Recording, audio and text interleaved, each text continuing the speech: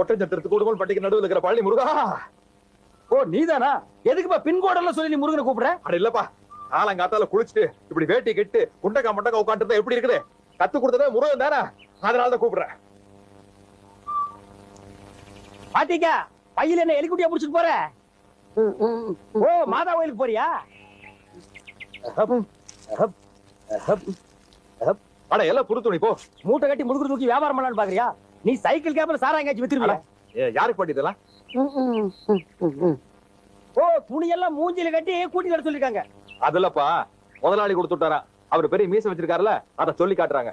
ஏன் பாட்டிக்கா இவ்வளவு வயசாகியுமா என்ன நீ பேச கத்துக்கல? வெள்ளையம்மா அடுப்புல பால் வச்சிருக்கான், போய் இறக்கி போடு.